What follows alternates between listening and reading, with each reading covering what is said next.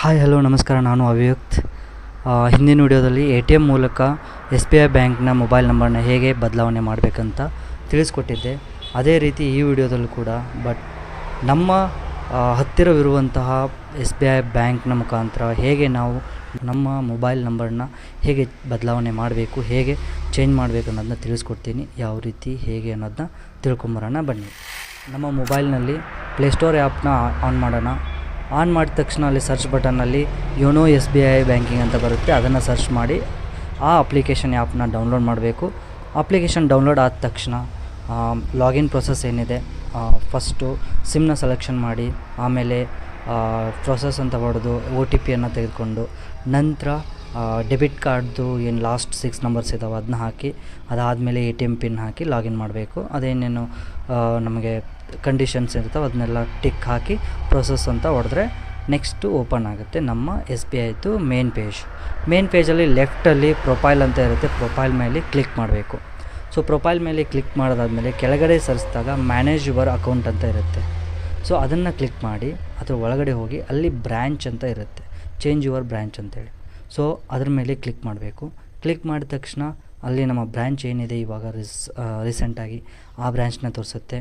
ಕೊನೆಗೆ ನಮಗೆ ಅಲ್ಲಿ ಚೇಂಜ್ ಯುವರ್ ಬ್ರ್ಯಾಂಚ್ ಅಂತ ಬರುತ್ತೆ. ಸೊ ಅದ್ರ ಮೇಲೆ ಕ್ಲಿಕ್ ಮಾಡಿದಾಗ ರೀಸೆಂಟ್ ಬ್ರ್ಯಾಂಚ್ ಏನಿರುತ್ತೆ ಅದನ್ನ ಫಸ್ಟು ಸೆಲೆಕ್ಟ್ ಮಾಡಬೇಕು. ಅದಾದಮೇಲೆ ಕೆಳಗಡೆ ಸರ್ಚ್ ಆಪ್ಷನಲ್ಲಿ ನೀವು ಯಾವ ಬ್ಯಾಂಕ್ನ ಯಾವ ಬ್ರ್ಯಾಂಚ್ಗೆ ಟ್ರಾನ್ಸ್ಫರ್ ಮಾಡೋಕ್ಕೆ ಇಷ್ಟಪಡ್ತಾಯಿದ್ದೀರ ಅನ್ನೋದನ್ನು ತಿಳಿಸ್ಬೇಕು. ಇವಾಗ ನಾನು ಇರೋದು ಮಾಗಡಿಯಲ್ಲಿ, ಬಟ್ ನನ್ನ ಅಕೌಂಟ್ ಇರೋದು ಬೆಳಗಾವಿಯಲ್ಲಿ. ಸೊ ನಾನು ಬೆಳಗಾವಿಯಿಂದ ಮಾಗಡಿಗೆ ಟ್ರಾನ್ಸ್ಫರ್ ಮಾಡ್ಕೋಬೇಕು. ಸೊ ನನ್ನದು ಆಲ್ರೆಡಿ ಬೆಳಗಾವಿಯಲ್ಲಿದೆ. ಬೆಳಗಾವಿ ಅಕೌಂಟ್ನ ಟಿಕ್ ಮಾಡಿ ಕೆಳಗಡೆ ಸರ್ಚಿಂಗ್ ಬಟನಲ್ಲಿ ಮಾಗಡಿ ಅಂತ ಸರ್ಚ್ ಮಾಡ್ತೀನಿ. ಸೊ ಅಕೌಂಟ್ ಅಲ್ಲಿ ಏನು ಬ್ರ್ಯಾಂಚ್ ಡೀಟೇಲ್ಸ್ ಬರುತ್ತೆ, ಬ್ರ್ಯಾಂಚ್ ಡೀಟೇಲ್ಸ್ ಬಂದಾಗ ಅದ್ರ ಮೇಲೆ ಕ್ಲಿಕ್ ಮಾಡಿ ಏನದು ಪ್ರೊಸೀಡ್ ಅಂತ ಹೊಡೆದಾಗ ನೆಕ್ಸ್ಟು OTP ಬರುತ್ತೆ ಮೊಬೈಲ್ ನಂಬರ್ಗೆ. ಸೊ ಆ OTPಯನ್ನು ಹಾಕಿ ಏನು ವೆರಿಫಿಕೇಷನ್ ಇದೆ ಅದನ್ನ ಕೊಟ್ಟ ತಕ್ಷಣ 1 to 3 ಮಿನಿಟ್ಸಲ್ಲಿ 100% ಆಗಿಂದಾಗಲೇ ಸಡನ್ನಾಗಿ ನಮ್ಮ ಮೊಬೈಲ್ ಏನು ಬ್ರ್ಯಾಂಚ್ ಇದೆ ಅದು ಚೇಂಜ್ ಆಗುತ್ತೆ. SBIದು ಚೇಂಜ್ ಆದ ತಕ್ಷಣ ನಾವು ಇವತ್ತೇ ಮೊಬೈಲ್ ನಂಬರ್ನ ಚೇಂಜ್ ಮಾಡೋಕ್ಕಾಗಲ್ಲ.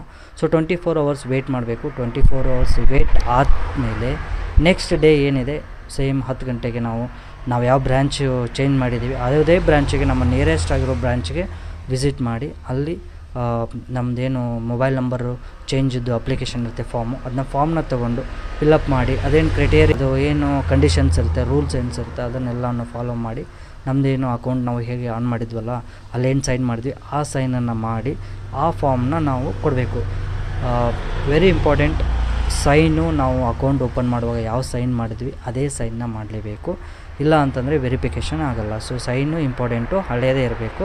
ನಾವು ಯಾವಾಗ ಅಕೌಂಟ್ ಓಪನ್ ಮಾಡಿದ್ವಿ ಅದೇ ಸೈನ್ ಇರಬೇಕು. ಆ ಸೈನ್ನ ಮಾಡಿ ಅಪ್ಲಿಕೇಶನ್ನ ಅಲ್ಲಿರುವಂತಹ ಏನು ಅಪ್ಲಿಕೇಶನ್ ತೋರ್ತಾರೆ ಅವ್ರಿಗೆ ಕೊಟ್ಟು 24 ಅವರ್ಸ್ನ ವೆಯ್ಟ್ ಮಾಡಬೇಕು. ಒಂದು ವೇಳೆ 24 ಅವರ್ಸಲ್ಲಿ ಏನಾದರೂ ಅಪ್ಡೇಟ್ ಆಗಿಲ್ಲ ಅಂತಂದರೆ 2 to 3 ಡೇಸಲ್ಲಿ 100% ಆಗುತ್ತೆ. ಅದಕ್ಕೂ ಕೂಡ 1 to 3 ಡೇಸ್ ವರ್ಕಿಂಗ್ ಡೇಸ್ ಅಂತ ಇರುತ್ತೆ. 100% 3 ಡೇಸಲ್ಲಿ ಆಗುತ್ತೆ. ಇದು 100% ವರ್ಕ್ ಆಗುತ್ತೆ. ಒಂದು ವೇಳೆ ATM ಅಲ್ಲಿ ಏನಾದರೂ ನಿಮಗೆ ಅಪ್ಡೇಟ್ ಆಗಿಲ್ಲ ಅಂತಂದರೆ ಇದು ಕೂಡ ಒಂದು ಉಪಾಯ ಈ ರೀತಿಯೂ ಮಾಡ್ಬೋದು.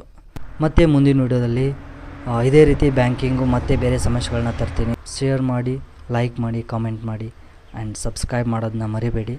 ಆ್ಯಂಡ್ ಥ್ಯಾಂಕ್ ಯು, ಧನ್ಯವಾದಗಳು.